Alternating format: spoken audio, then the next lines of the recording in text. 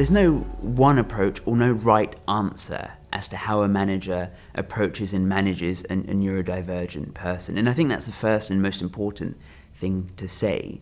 I think to address this, starting that discussion, opening a discussion early is the first thing to do. And I don't think the employer should be guarded about opening up that discussion, not just with someone who's openly neurodivergent, but also with their other employees, so as not to sort of single out people that are neurodivergent. It's just about treating people with respect, with dignity, with understanding that their life experiences aren't your life experiences. Their experience of the world isn't necessarily yours, and what might work for you hypothetically in that situation might not necessarily work for them. The message I will give to managers is, if your employee comes to you and say, I think I have dyslexia, please have the time to listen to the needs of the individual.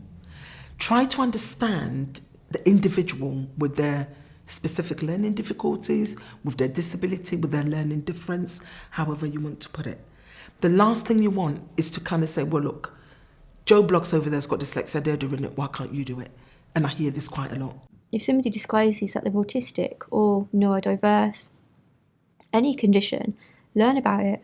Because at the end of the day, as a manager, their welfare should be important to you. So how can you care about their welfare if you don't actually understand what might affect it? Listen, you might want to check back. Is that sort of, okay, so you're blah, blah, blah, to repeat back what you think you've been told, because you might have missed something, because your brain has filtered it out. Basic advice, and it's not just the manager, even higher up, they should have neurodivergent training, because they reckon up to 5 to 10% of the population might have dyspraxia. So what they need is proper training and proper investment, and that starts with the big corporations and the government. Have those conversations. How can we offer you? What can we do to make things easier for you at work? You know, is there anything that we can do to support you? If you can afford to, you give them the workplace needs assessment. That's the only way you're going to know what support they need. Some people, for example, like myself, when I worked in corporate, I went with my dyslexia assessment from uni. So that's already there to say that this and this is what I need.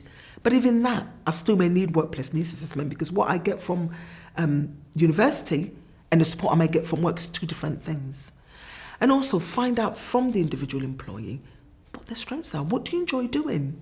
What's the part of job you like doing? It's not just about neurodiversity, it's a whole range of issues, from sexuality to disabilities, depression. The manager should just say that to the whole team. If there's anything you want to tell me that can help you make it more comfortable, anything that might help you better in the workplace,